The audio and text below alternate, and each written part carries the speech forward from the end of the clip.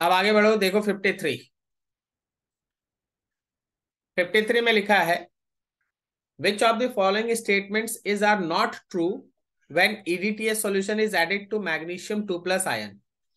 Magnesium 2+ ion के साथ अगर हम लोग EDTA सॉल्यूशन को ऐड करें तो उसमें इन दिए गए 4 स्टेटमेंट में से कौन सही नहीं है।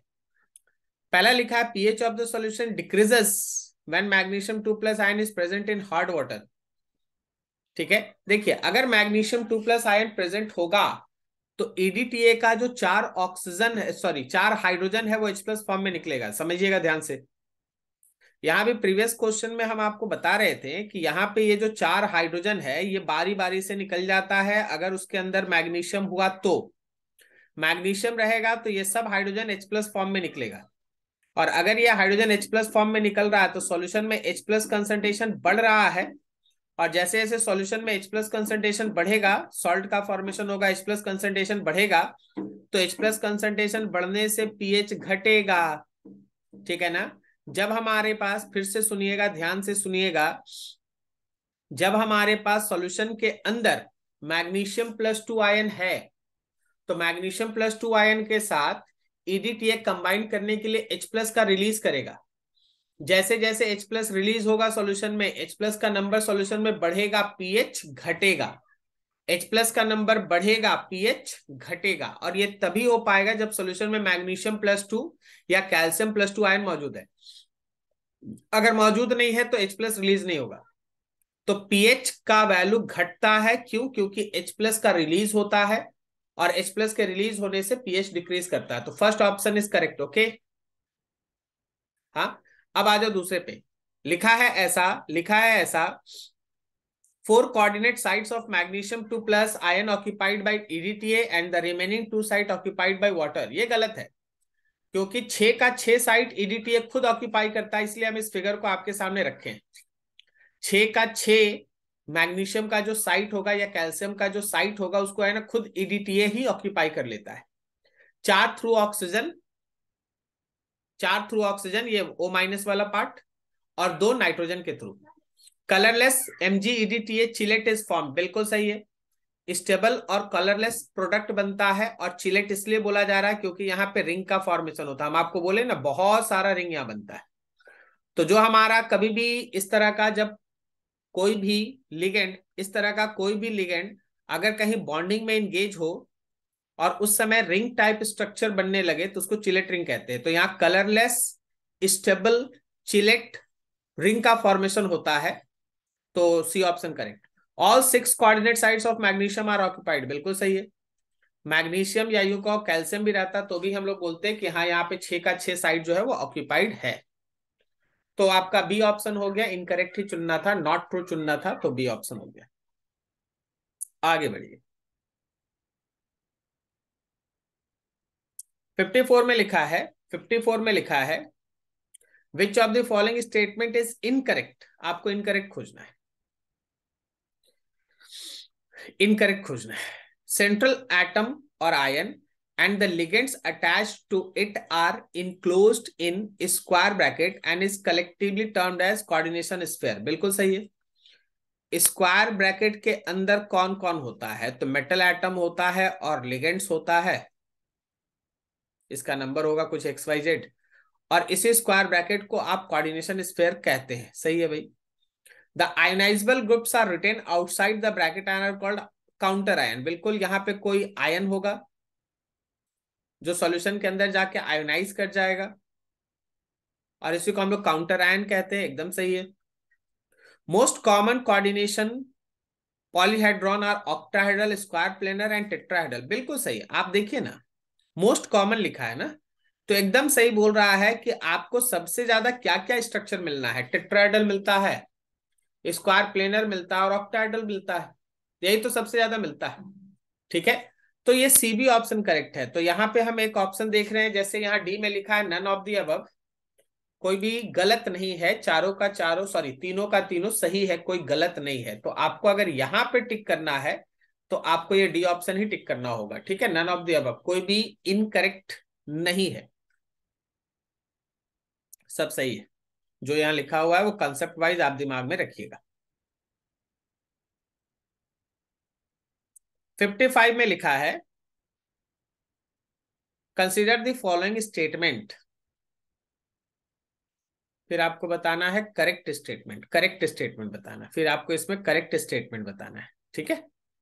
अब यहां देखो, when di or polydentate ligand uses its two or more donors atoms to bind a single ion, it is called chillet ligand। एकदम सही है, वो चिलेट लिगेंड है। एक मेटल एटम है, मेरे पास कोई एक लिगेंड है, ये अपने दो या दो से अधिक साइड से मेटल के साथ बॉन्ड बनाता है। यहां पे आपको दो या दो से अधिक डोनर साइड से अटैक होने के कारण चिलेट रिंग बन जाता है। और ऐसे ही लिगेंड्स को आप चिलेट रिंग, चिलेट लिगेंड कहते हैं। चिलेट लिगेंड, चिलेट लिगेंड आप कहते हैं। वो चिलेट रिंग बनाता है मेटल के साथ, रिंग टाइप स्ट्रक्चर बनाता है, चिलेट रिंग बनाता है, ठीक है। आगे लिखा है 2 में, when a ligand is bound to a metal ion through several donor atoms the ligand is said to be a chelate ligand. ये गलत है। जब मेटल एटम के थ्रू अलग अलग डोनर एटम से बॉन्ड होगा और कहीं वहां पे रिंग का स्ट्रक्चर का फॉर्मेशन ना हो तो उसको चिलेट लिगेंड थोड़ी ना। अगर अलग अलग डोनर एटम से अटैच्ड हो रहा है तो उसको तो एम्बिडेंट लिगेंड भी कहते हैं। अब मान लीजिए आपके पास सी ऑन एन है, तो अगर सी से बॉन्ड बना और फिर किसी आइसोमर में एन से बॉन्ड बना तो ये चिलेट लिगेंड थोड़ी ना कहलाएगा, ये तो एम्बिडेंट लिगेंड कहलाएगा ना। ligand which can ligate through two different atoms is called a didentate ligand। गलत है, ambient ligand. Ambient ligand, डाइडेंटेड ligand थोड़ी ना कहते हैं, उसको एम्बिडेंट लिगेंड कहते हैं। तो केवल एक ही ऑप्शन सही है भाई, और वो है फर्स्ट वाला। केवल एक ऑप्शन सही है, वो है फर्स्ट वाला, ठीक है। आइए थोड़ा और आगे बढ़े।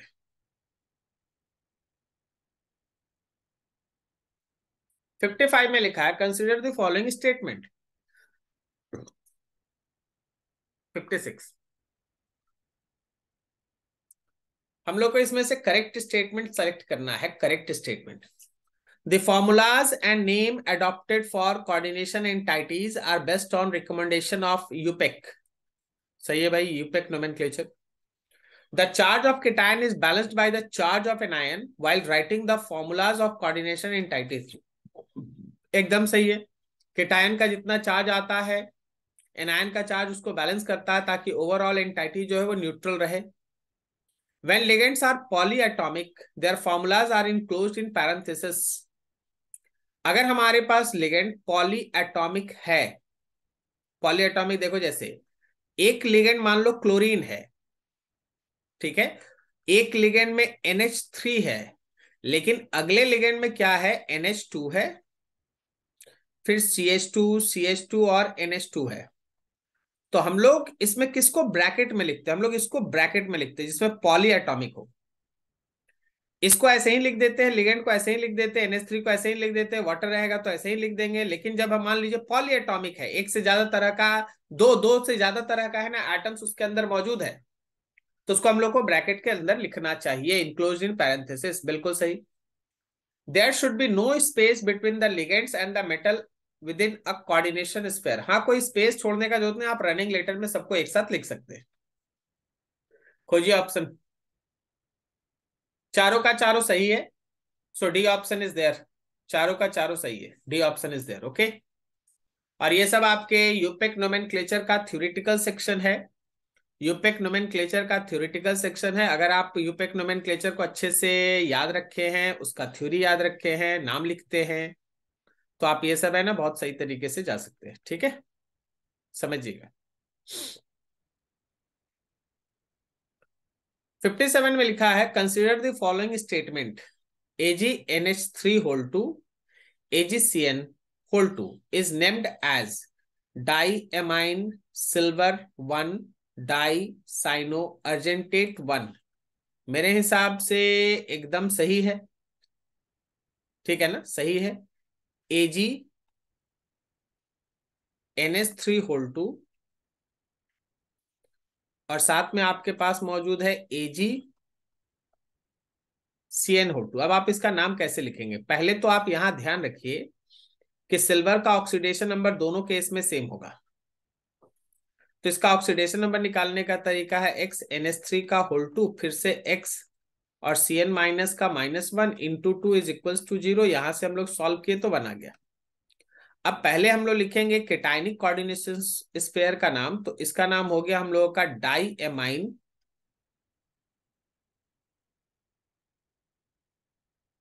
सिल्वर सिल्वर 1, ठीक है। और फिर हम लोग लिखेंगे एनाइनिक कोऑर्डिनेशन स्पेयर का नाम, तो वो हो गया हम लोग का डाई साइनो अर्जेंटेट अर्जेंटेट, और इसका भी ऑक्सीडेशन नंबर है 1। क्लियर है? तो ये फर्स्ट वाला तो सही है दोनों। The molecular formula of tris ethane 1,2 diamine cobalt 3 sulphate. हमको याद है कि हम ये नाम वाला है ना क्वेश्चन हम पहले भी बता चुके हैं इसी सेट के डिस्कशन में। चलिए एक बार फिर से हम आपको बता दें। पहले हम लोग इसका है ना ऐसे ही कैजुअल एक नाम लिख लेते हैं, जैसे ये नाम लिखा हुआ इथिलीन डाइएमाइन, ईएन को कहते हैं, ट्रिस है तो 3 होगा और बाहर में सल्फेट है। लेकिन हम आपको सिखाए हैं कि यहाँ पे ये एक्स आपको निकालना पड़ता है, ये एक्स आपको निकालना पड़ता है। अब कोबाल्ट के लिए यहाँ क्वेश्चन में उसका ऑक्सीडेशन नंबर 3 दिया हुआ है, चलो 3 हो गया। इथिलीन डाइएमाइन का कोई ऑक्सीडेशन नंबर नहीं है, सल्फेट का होता है -2, ऐसा एक्स है, that will be equals to 0। तो x का वैल्यू आ रहा है, x का वैल्यू आ रहा है 3/2। जब x मेरा 3/2 आ रहा है, जब x मेरा 3/2 आ रहा है, तो हम लिखेंगे इसको कोबाल्ट इथिलीन डाइएमाइन का 3 और सल्फेट SO4 नीचे में आ गया 3/2। अब 2 से आप मल्टीप्लाई करें सब में, जब आप 2 से मल्टीप्लाई करेंगे तो कोबाल्ट इथिलीन डाइएमाइन का 3 यहां पे आ जाएगा 2 और फिर सल्फेट के नीचे आ जाएगा 3, ठीक है। सल्फेट के नीचे आ जाएगा 3। देखिए तो बी ऑप्शन में क्या लिखा है, एकदम उसी के हिसाब से लिखा है। और क्वेश्चन बोल रहा है इनकरेक्ट खोजने, तो इनकरेक्ट तो कोई नहीं है, इनकरेक्ट यहाँ कोई नहीं है, दोनों का दोनों करेक्ट है, दोनों का दोनों करेक्ट है, कोई भी यहाँ इनकरेक्ट नहीं है। सही है। तो नेमिंग आपको इस तरीके से करना है, नेमिंग ऐसे करना है, नेमिंग आएगा तो नेमिंग ऐसे करना है आपको। और अगर आपको स्ट्रक्चर बनाना है तो इस एक्स को भूलिएगा मत, हर जगह उस आयन के काउंटर में आपको नीचे में एक्स लेना है और एक्स को निकालना होगा बाय द हेल्प ऑफ जो नाम दिया रहता है, ऑक्सीडेशन नंबर दिया रहता है उसकी मदद से। ठीक है, वेरी गुड, आगे बढ़ते हैं।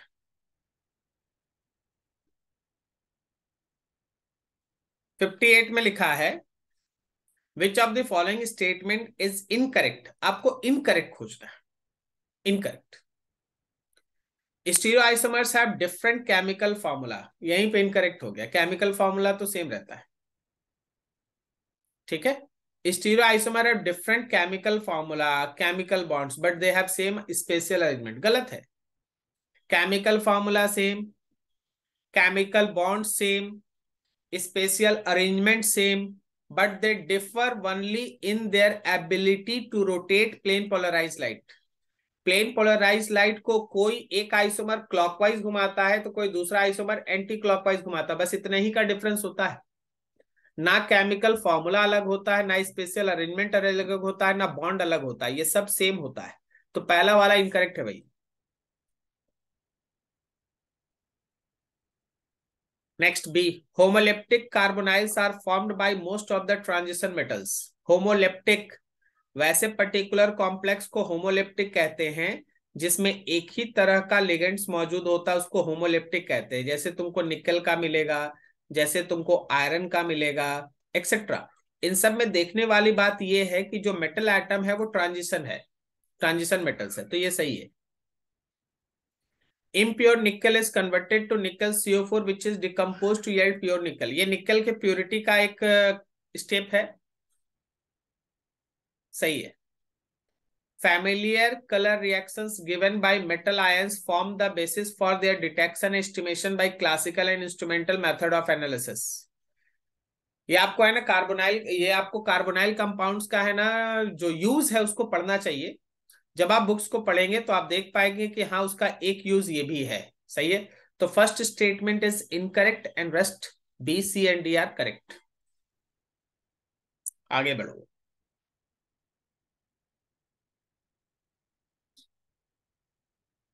59 में लिखा है which one of these statement about cobalt Cn whole 6 3 minus is correct, this is no unpaired electron and will be in a low spin configuration. मेरे हिसाब से अगर आप पीछे वाला मॉलिक्यूल में इसका देख लेंगे ना बॉन्डिंग कैसे ड्रॉ हुआ था, हम एक बार आपके सामने ऐसे ही एक रफ स्केच ड्रॉ कर दे,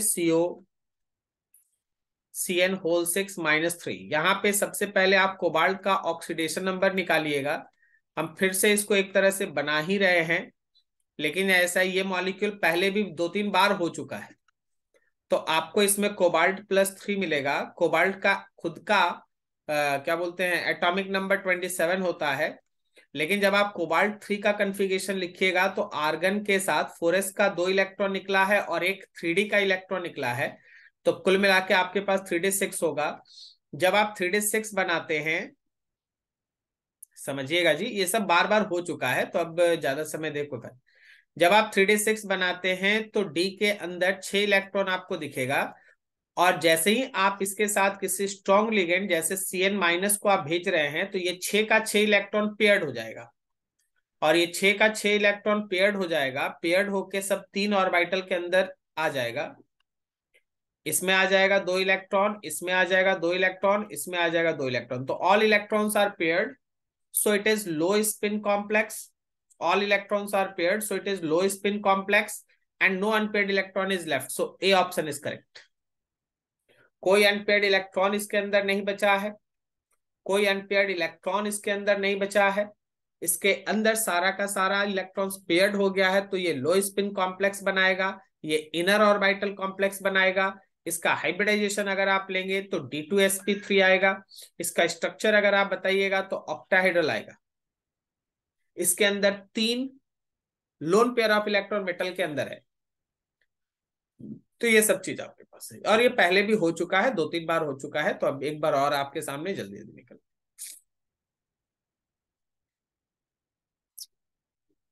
ये भी क्वेश्चन आपका पहले किया हुआ और हम ये आपके लिए छोड़ रहे हैं, ठीक है, ये आप खुद से कर लेंगे। Mn है, Cn होल 6 है, 3 माइनस है। सबसे पहले मैग्नीज का ऑक्सीडेशन नंबर निकालोगे, यहाँ x का वैल्यू आ जाएगा +3। फिर मैग्नीज का आप कन्फिगरेशन लिखो, Cn एक स्ट्रॉन्ग लिगेंड है, फिर आप सोचो कि यहाँ पे क्या होगा और उस हिसाब से आपको लेके चलना है, ठीक है, ये हम आपके लिए छोड़ रहे हैं, जस्ट अभी प्रीवियस जो बताया उस हिसाब से सोचना है।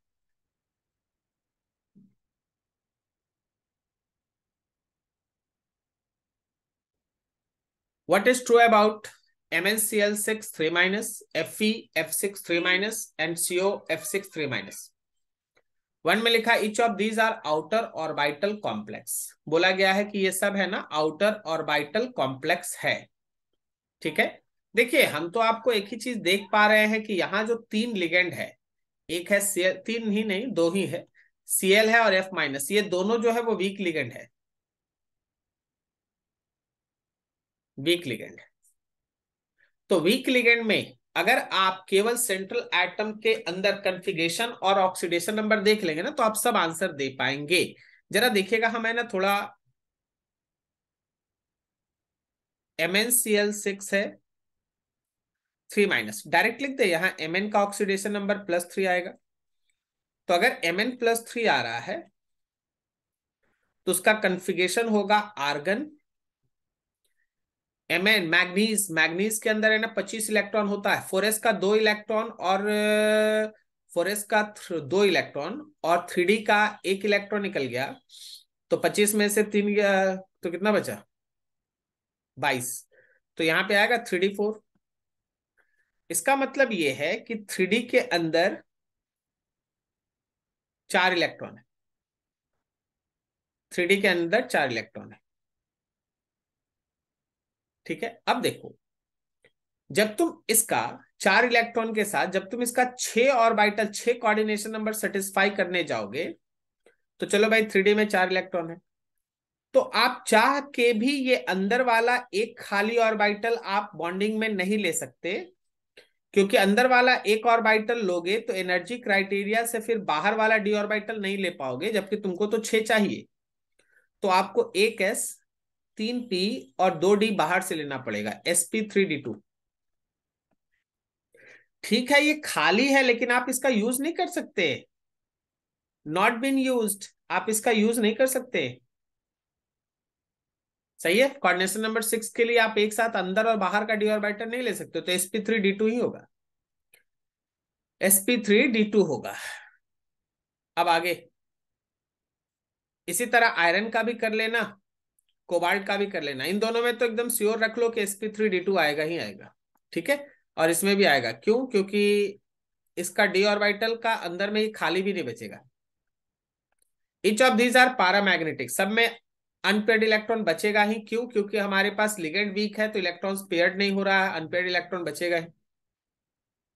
हैव 4, 5 एंड 4 अनपेयर्ड इलेक्ट्रॉन्स, पहला वाला में 4 अनपेयर्ड इलेक्ट्रॉन्स है आपके पास। अब यहां पे आप देख लेना, लास्ट वाला एक हमको चेक करना ही पड़ जाएगा, वेट करो, लास्ट वाला एक बार देख लेते हैं। मैग्नीज का तो देख चुके हैं, अब लास्ट वाला देखने का मतलब है लगभग सब बन ही गया। अगला है Fe F6, ऊपर में 3-, तो यहाँ पे आयरन का ऑक्सीडेशन नंबर +3 आ रहा है। जब हम आयरन का +3 लेंगे तो इसका कन्फिगरेशन होगा आर्गन 3d5, और जब आप 3d5 बनाएंगे तो 3d5 का मतलब हो गया 5 अनपेयर्ड इलेक्ट्रॉन, 3d5 का मतलब हो गया 5 अनपेयर्ड इलेक्ट्रॉन। चलो भाई ये भी सही है, और 5 अनपेयर्ड इलेक्ट्रॉन। अब आप इसके बाद का हाइब्रिडाइजेशन sp3d2 लेंगे। फिर लास्ट है कोबाल्ट, कोबाल्ट, कोबाल्ट वाला मॉलिक्यूल को भी देख ही लीजिए, क्या था? कोबाल्ट के साथ F6 था, कोबाल्ट के साथ F6 था, और ऊपर में है 3-, यहां भी इसका ऑक्सीडेशन नंबर +3 ही आ रहा है। तो कोबाल्ट +3 का जब आप कन्फिगरेशन लिखेंगे, कन्फिगरेशन से भी आपका आइडिया हो जाता है, आर्गन है और ये 3d6 है, 3d6। तो जब आप 3d6 बनाएंगे ना, जब आप 3d6 बनाएंगे तो इसके अंदर 4 अनपेयर्ड इलेक्ट्रॉन आपको मिल जाएगा। जब आप 3d6 बनाएंगे तो 4 अनपेयर्ड इलेक्ट्रॉन मिल जाएगा, एक एक इलेक्ट्रॉन करके भरे, 5 हुआ, और जैसे ही वापस आके भरेंगे, अब इसके अंदर केवल 4 अनपेयर्ड इलेक्ट्रॉन है। तो और हाइब्रिडाइजेशन भी sp3d2 है, बाहर वाला ऑर्बिटल से काम आएगा, क्योंकि इलेक्ट्रॉन पेयर तो नहीं होगा, क्योंकि आप जो लिगेंड लिए हैं वो तो वीक लिगेंड है, तो इलेक्ट्रॉन्स का पेयरिंग नहीं होगा बाहर से। तो आपका 4, 5 एंड 4 बिल्कुल सही दिया है। तो सारा का सारा स्टेटमेंट करेक्ट है, all of the 4 statements are true, सारा का सारा स्टेटमेंट्स आपका करेक्ट है। क्लियर है? तो ध्यान रखना, इस तरह के क्वेश्चंस को अपने से भी अब बनाना है, क्योंकि ऐसा ही क्वेश्चन बार बार रिपीट होगा, तो थोड़ा देखना है। आगे बढ़ते। 62 में लिखा है, सी में 62 में लिखा है, consider the following statements regarding VBT, valence bond theory. Metal atom, correct statement खोजना है। मेटल एटम और ion under the influence of ligand can use its n-1d ns और np और ns np nd orbital for hybridisation. देखिए, हम जब आपको coordination chemistry में वैलेंस बॉन्ड थ्योरी पढ़ाया जा रहा था, बॉन्डिंग, तो आपको बोला गया था कि n-1 में d ऑर्बिटल होता है, ns होता है, np होता है, और फिर nd होता है। अगर आपके पास लिगेंड स्ट्रांग है तो जनरली इनर ऑर्बिटल कॉम्प्लेक्स बनता है, ये इनर ऑर्बिटल कॉम्प्लेक्स बनाता है, इनर ऑर्बिटल। और अगर हमारे पास जनरली वीक लिगेंड्स है तो हम लोग आउटर ऑर्बिटल कॉम्प्लेक्स बनाते हैं। सही है, उसी चीज को आपके सामने ए पॉइंट पे लिखा हुआ है। Magnetic behaviour of titanium 3+, vanadium 3+, and chromium 3+, and their coordination entities is similar.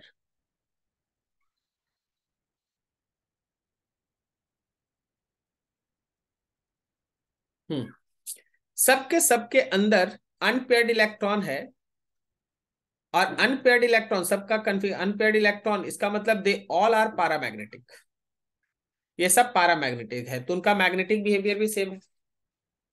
ठीक है ना, मैग्नेटिक बिहेवियर भी सेम है। Magnetic data agrees with maximum spin pairing, specially with coordination compound containing d6 ion. Magnetic data agree with maximum spin pairing, especially with coordination compound containing d6 ion. ये क्या लिखा है? Magnetic data agree with maximum spin pairing,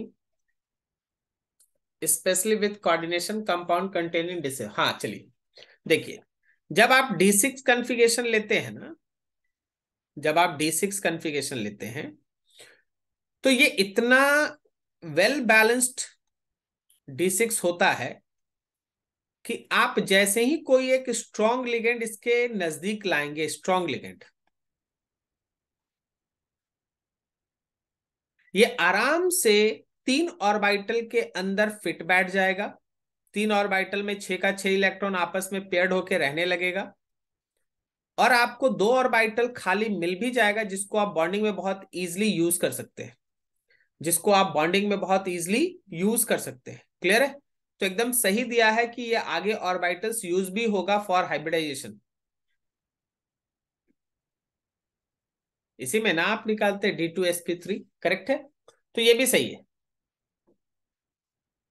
फिर लिखा है COF6 3- is diamagnetic with 4 electrons. अच्छा, जब 4 electrons वहां पे है तो वो डायमैग्नेटिक होगा कि पैरामैग्नेटिक होगा? ऑब्वियसली पैरामैग्नेटिक होगा।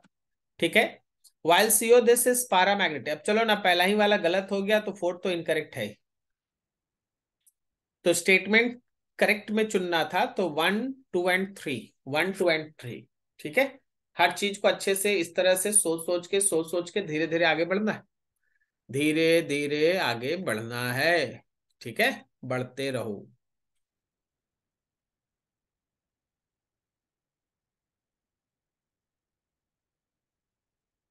63 में लिखा है CFT को ध्यान में रख के आपको चुनना है और करेक्ट सेट ऑफ स्टेटमेंट्स आपको बताना है। लिखा है the 5d orbital in an isolated gases metal atom have same energy, they are degenerated orbitals. बिल्कुल सही है। जब हम लोग कोई भी लिगेंड को मेटल एटम के नजदीक अप्रोच नहीं कराते, कोई भी लिगेंड को जब हम लोग मेटल एटम के नजदीक अप्रोच नहीं कराते, तो वैसे केस में 5 का 5 डी ऑर्बिटल एक ही एनर्जी लेवल में ऑलमोस्ट रहता है, they are said to be degenerated orbitals. ठीक है, आगे है if a spherically symmetrical field of negative charge surrounding the metal ion the degeneracy is maintain. अगर चारों तरफ से लिगेंड्स अप्रोच करे एक साथ और स्फेरिकल सिमेट्री नेगेटिव चार्ज उसके नजदीक पहुंच रहा है, तो डीजेनरेसी मेंटेन रहता है, लेकिन वो एनर्जी बढ़ता है। हम आपको बता रहे कि स्प्लिटिंग कैसे होता है, हम आपको बता रहे स्प्लिटिंग कैसे होता है। स्प्लिटिंग इस तरह से होता है ना, आप स्प्लिटिंग के कॉन्सेप्ट को देखिएगा ना तो आपको ये स्टेटमेंट ज्यादा परफेक्ट वे से समझ में आएगा। याद कीजिए, हम लोग वर्टिकल एक्सिस पे एनर्जी को प्लॉट करते थे, हॉरिजॉन्टल एक्सिस पे प्रोग्रेस को प्लॉट करते थे। अब इसमें होता क्या था कि शुरुआत में जब कोई भी लिगेंड उगेंड अप्रोच नहीं कर रहा है, उस समय 5 का 5 डी ऑर्बिटल का एनर्जी लगभग एक साथ था। इसको हम लोग डी जनरेटेड ऑर्बिटल्स कहते हैं। लेकिन जब उसको लिगेंड अप्रोच करता है तो उनका एनर्जी बढ़ता है, लेकिन अभी भी 5 ऑर्बिटल रहता साथ में है। ठीक है ना? विथ लिगेंड, लिगेंड जब उसको अप्रोच करता है तो उसका डिजेनरेसी बना रहता है, लेकिन वो एनर्जी बढ़ जाता है। उसके बाद फिर आगे चल के ये एवरेज एनर्जी से कुछ 2 ऑर्बिटल्स ऊपर और 3 ऑर्बिटल का सेट नीचे चला जाता है। ठीक है, किसी का एनर्जी जितना बढ़ता है दूसरे का एनर्जी उतना घटता है। करेक्ट जा रहे? तो ये चीज चलता है। तो सेकंड वाला भी स्टेटमेंट करेक्ट है। थर्ड में लिखा है when this negative field is due to ligands in a complex it becomes asymmetric and the degeneracy of the d orbital is lifted. Correct है। It result in splitting of d orbital. This pattern of splitting depending upon the nature of the crystal field. एकदम सही, एकदम सही। अब ये जो splitting है इसमें T2g और EG दो सेट ऑफ ऑर्बिटल है हमारे पास। ठीक है, अगर मेरा लिगेंड्स एक्सिस के अलोंग में आएगा, एक्सिस के अलोंग में आएगा, तो T2G ऊपर जाएगा, और वो अगर एक्सिस के बीच से आएगा, गलत बोल दी, गलत बोल दी, गलत बोल दी, गलत बोल दी। अगर मेरा लिगेंड एक्सिस के अलोंग में आएगा, वीडियो भी रुक गया है, हाँ, अगर मेरा लिगेंड एक्सिस के अलोंग में आएगा तो Eg सेट ऑफ ऑर्बिटल्स ऊपर जाएगा और T2G नीचे जाएगा, और अगर मेरा लिगेंड्स एक्सिस के बीच से आया तो Eg सेट ऑफ ऑर्बिटल्स नीचे आएगा, T2G सेट ऑफ ऑर्बिटल्स ऊपर जाएगा। ठीक है, तो इसको ध्यान रखना, लेकिन स्प्लिटिंग होता तो ये लिगेंड्स के अप्रोच के ऊपर भी डिपेंड करता है। तो भाई कौन सा set of statement is right? That is a, सारा का सारा करेक्ट, 1 2 3 एंड 4। ठीक है, CFT का ये पूरा एक्सप्लेनेशन एक तरह से।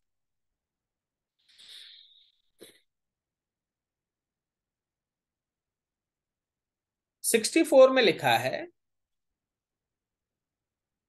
विच of the following statement is incorrect? Incorrect.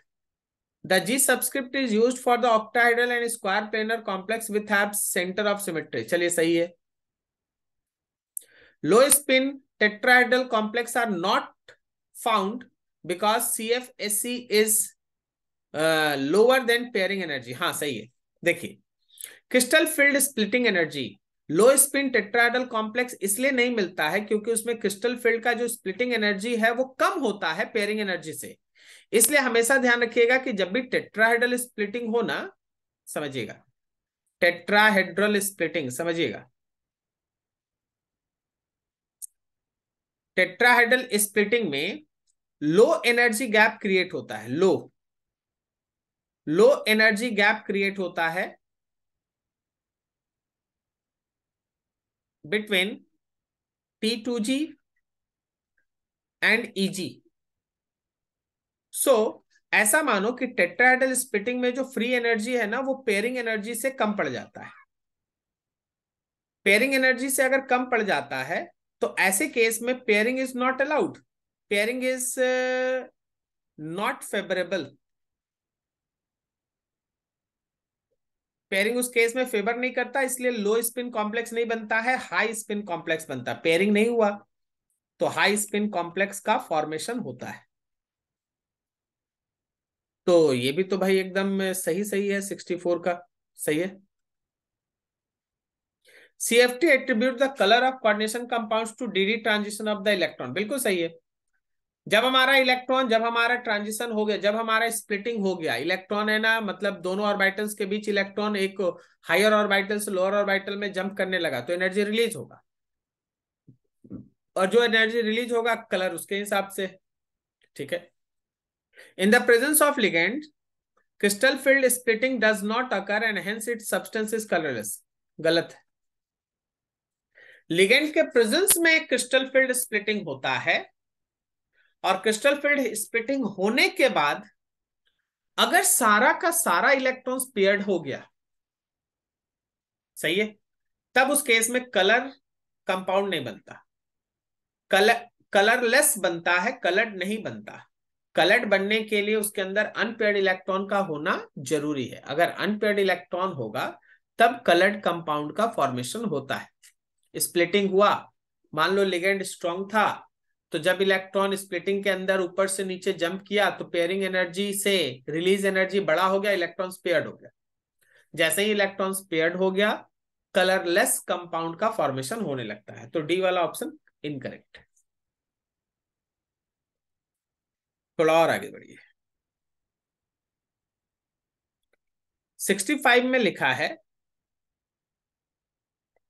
Which of the following are correct about this? First में लिखा, it is paramagnetic with one unpaired electron in the d subshell in aqueous solution, cannot conduct electricity, it is a square planar complex।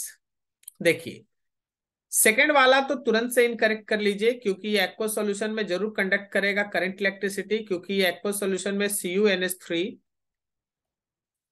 Whole 4 +2 ion और साथ में sulphate में टूटेगा, तो वहां दो दो आयन होने की वजह से वहां दो दो आयन होने की वजह से वो कंडक्ट करेगा, करंट इलेक्ट्रिसिटी को कंडक्ट करेगा, लेकिन यहां लिखा है नहीं करेगा, तो गलत है। 1 और 3 के लिए हमको उसका बॉन्डिंग देखना पड़ेगा। चलिए करते का। आपके पास है CuNH3 होल 4, ऊपर में है +2, तो इस +2 के कारण कॉपर का ऑक्सीडेशन नंबर आ गया है +2, कॉपर +2। कॉपर का खुद का एटॉमिक नंबर 29 होता है। इसका कन्फिगरेशन अगर आप लिखेंगे तो लिखेंगे आप आर्गन, और 3D9 लिखेंगे आप। जब आप 3D9 बनाएंगे, थोड़ा समझिएगा हाँ? ये थोड़ा स्पेशल केस का मॉलिक्यूल है, ध्यान रखिएगा। जब आप 3D9 बनाइएगा तो इसके अंदर 1 2 3 4 5 6 7 8 9 इलेक्ट्रॉन आ गया। अब जनरली अगर किसी को बोलोगे ना कि इसके बाद कोऑर्डिनेशन नंबर 4 क्रिएट करना है, कोऑर्डिनेशन नंबर 4, तो जनरल केस में आप करते ये हैं, सुनिएगा, जनरल केस और इस केस में अंतर है। जनरल केस में आप करते ये हैं कि एक एस और 3 पी ले लेंगे और बोल देते हैं आप sp3। ठीक है, जनरल केस में आप यही करते हैं कि आप एक एस और 3 पी ले लेते हैं और बोल देते हैं sp3। समझ में आया? ठीक है ना? अब यहां पे ध्यान देना, अब यहां पे ध्यान देना कि ये sp3 नहीं होता, होता है यहां कुछ अलग से काम। होता क्या है ना कि ये sp3 कॉन्फ़िगरेशन को नहीं शो करता। इस वजह से होता ये है कि यहाँ का जो इलेक्ट्रॉन आपको दिखाई दे रहा है वो एनर्जी के हिसाब से 4D सबसेल में अपने आप को जंप करता है। ये खास है, एकदम याद रखिए। ये इलेक्ट्रॉन यहां से जंप करके डी सबसेल में चला जाता है और आपके पास ऑर्बिटल्स का डायग्राम कुछ ऐसा होगा। एकदम स्पेशल केस है, याद रखना। इसके अंदर आपका 8 इलेक्ट्रॉन रह जाता है, एक खाली सबसेल हो गया, एक एस हो गया, यहाँ पी हो गया, और उसके बाद फिर डी। डी का इलेक्ट्रॉन है वो अब 3D से जंप करके 4D में चला गया, यहां पहुंच गया 1 पेड इलेक्ट्रॉन। और अब आप ऑर्बिटल के लिए, हाइब्रिडाइजेशन के लिए जो ऑर्बिटल आप चुनेंगे, एक अंदर का डी होगा, एक अंदर का डी होगा, फिर एस होगा और 2 पी होगा। सही है? ये कंसेप्ट चलता है। ये मॉलिक्यूल बहुत ही खास है, ये मॉलिक्यूल बहुत ही खास है, तो उसको दिमाग में रखना है। तो इसके अंदर पैरामैग्नेटिक नेचर है क्योंकि एक अनपेयर्ड इलेक्ट्रॉन है और वो भी डी सबसेल में है, जंप करके चला गया। It is square planar complex क्योंकि इसका हाइब्रिडाइजेशन DsP2 है। तो 1 और 3 आर करेक्ट। सी ऑप्शन, 1 और 3 आर करेक्ट। समझ पाए? खास तौर पे इस बॉन्डिंग को एकदम दिमाग में बैठा के रखिएगा, एकदम अलग तरह का बॉन्डिंग है, उसको दिमाग में रखना पड़ता है। Is this clear? चलो बढ़िया, आगे बढ़ो।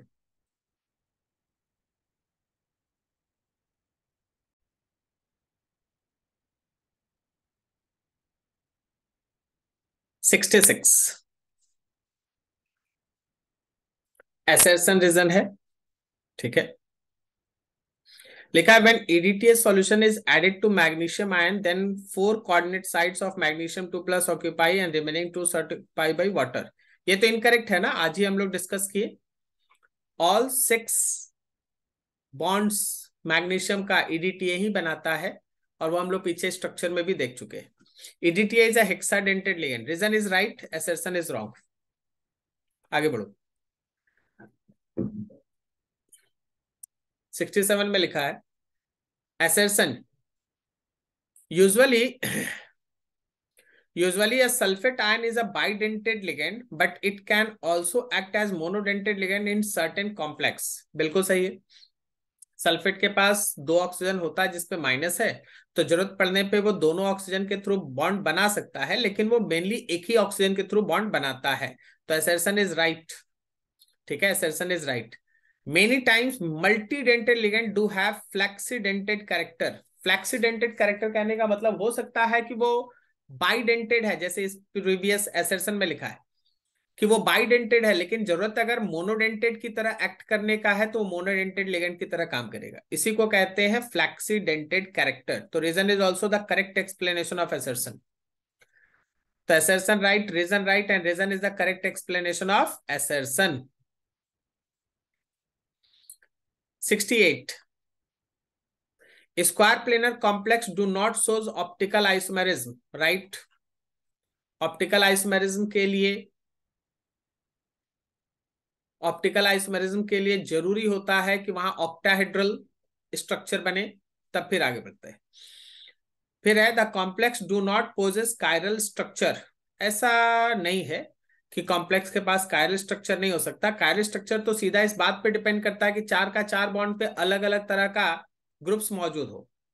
अगर अलग अलग तरह का ग्रुप्स मौजूद है तो वो कायरल सेंटर होगा। वो असिमेट्रिक नहीं होता, वो असिमेट्रिक नहीं होता। कायरल हो सकता, असिमेट्रिक नहीं होता। तो रीजन इनकरेक्ट है, असर्शन राइट है। Assertion is right, reason is wrong.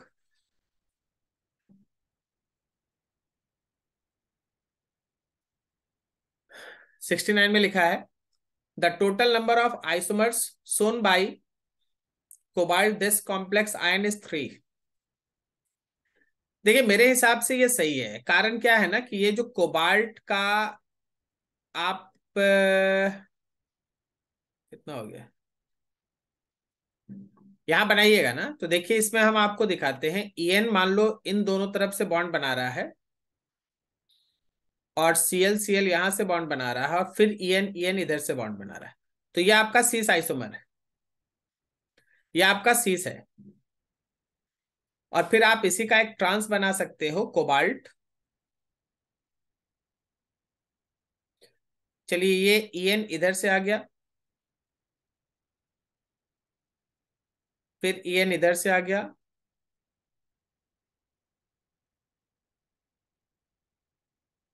फिर एक सीएल ऊपर और एक सीएल नीचे, ये ट्रांस हो गया।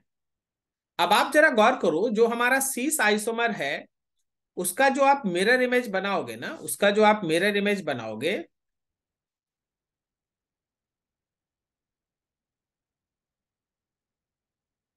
उसका जो आप मिरर इमेज बनाओगे, आपको इधर सीएल दिखेगा, यहां सीएल दिखेगा, फिर ईएन आपको इधर दिखेगा और ईएन इधर दिखेगा। अब तुम देखो सीस का जो मिरर इमेज है वो नॉन सुपर इम्पोजिबल है, non superimposable mirror image, so it is optical isomers also enantiomers. लेकिन अगर आप ट्रांस का मिरर इमेज बनाओगे तो वो सुपर इम्पोजिबल मिरर इमेज बन जाएगा। सुपर इम्पोजिबल मिरर इमेज, तब तो आप इसको अब नहीं ना लीजिएगा, इसको तो आप काउंट नहीं कीजिएगा ऑप्टिकल आइसोमेरिज्म में। तो कुल मिला के आपको 3 आइसोमर मिला, 2 जीआई मिला, सीस ट्रांस और सीस का एक ऑप्टिकल आइसोमेरिज्म भी मिला। तो assertion is right. This complex ion has a octahedral geometry of type this. सही है, रीजन इज ऑल्सो करेक्ट। तो असर्शन सही है, रीजन सही है, क्योंकि इसके पास जो फॉर्मेट है, इसके पास जो फॉर्मेट है उस फॉर्मेट पे हम लोग पहले से पढ़ चुके हैं कि ये 3 आइसोमर बनाता है, 2 जीआई बनाता है सीस ट्रांस और सीस का एक ऑप्टिकल आइसोमर बनता है, मिरर इमेज बनता है। तो 69 assertion is right, reason is right, and reason is the correct explanation of assertion also. 70. The stability of nickel this is more than that. The stability of nickel En whole 3 is more than that of this. The geometry of nickel is, देखिए पहला वाला को थोड़ा देख लेते हैं। पहले वाले में निकल में जब आप 3 ईएन के साथ उसका बॉन्ड बनाएंगे ना इथिलीन डाइअमाइन के साथ, तो याद रखिए यहां पे चिलेट रिंग्स बनता है, यहां पे 3 चिलेट रिंग बन जाएगा। और कोई भी मॉलिक्यूल में जितना ज्यादा चिलेट रिंग्स रहेगा, जितना ज्यादा चिलेट रिंग्स रहेगा, याद रखना, याद रखना, उसका उतना ही ज्यादा स्टेबिलिटी होता है। यहां पे चिलेट रिंग्स बना, सो मोर स्टेबल, इसलिए इसका स्टेबिलिटी ज्यादा है। चिलेट रिंग बना, so it is more stable. आगे है the geometry of nickel in trigonal bipyramidal in this. Trigonal bipyramidal थोड़ी ना है, ये एक्चुअली ऑक्टाहेड्रल है। तो assertion is wrong, sorry assertion is right and reason is wrong. Reason wrong है, ये ऑक्टाहेड्रल है, ऑक्टाहेड्रल है, ठीक है, या स्क्वायर बाय पिरामिडल है। ऑक्टाहेड्रल है या फिर स्क्वायर बाय पिरामिडल है, सही है।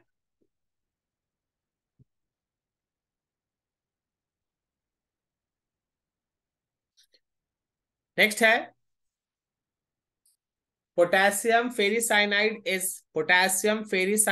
is paramagnetic while potassium ferrocyanide is diamagnetic. Potassium ferricyanide and potassium ferrocyanide. Potassium ferricyanide, यहां आप लिखते हैं के, फेरिसाइनाइड यहाँ आयरन आना चाहिए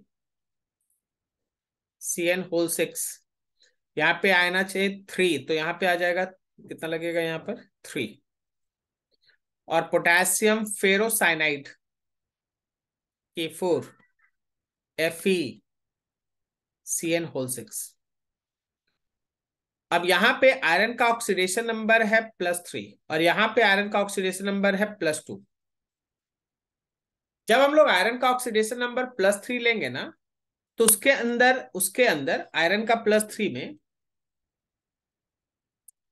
कन्फिगरेशन होगा आर्गन और आएगा 3d5। आप कितना भी मेहनत कर लीजिए, कितना भी स्ट्रॉन्ग से स्ट्रॉन्ग लिगेंड लगा दीजिए, 1 अनपेयर्ड इलेक्ट्रॉन तो बच ही जाएगा। एक 5 में से कितना भी पेयरिंग कर लो, 1 अनपेयर्ड इलेक्ट्रॉन तो बचेगा ही, और इस वजह से दैट इज पैरामैग्नेटिक। लेकिन जब आप आयरन का फेरस वाला बात करते हैं ना, Fe+2 वाला बात करते हैं, तो Fe+2 में आर्गन आएगा और साथ में 3d6 आएगा।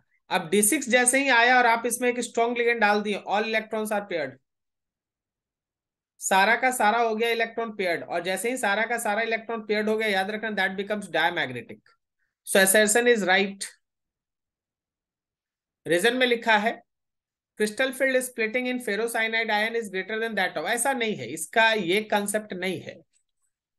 फेरिसाइनाइड के अंदर 5 d ऑर्बिटल के अंदर 5 इलेक्ट्रॉन होता है, तो आप CN जैसा स्ट्रॉन्ग लिगेंड भी भेज दीजिएगा, तो 5 को पेयरिंग कीजिएगा तो 4 ना पेयर होगा, एगो तो अनपेयर्ड इलेक्ट्रॉन बचेगा ही, और जो अनपेयर्ड इलेक्ट्रॉन बच गया वो पैरामैग्नेटिज्म क्रिएट करेगा। लेकिन जब फेरस साइनाइड का बात करते हैं, Fe+2 का बात करते हैं, तो उसमें 3d6 आता है, 6 इलेक्ट्रॉन, और 6 इलेक्ट्रॉन आराम से पेयर हो जाएगा। CN- तो उसमें सबको पेयर्ड कर देगा, कोई भी अनपेयर्ड इलेक्ट्रॉन बचेगा ही नहीं, और जब अनपेयर्ड इलेक्ट्रॉन नहीं बचेगा तो ऑब्वियसली आपके पास प्रोडक्ट बन जाएगा, ठीक है, वो होगा डायमैग्नेटिक होगा, ठीक है। चलो assertion रीजन यहां तक है।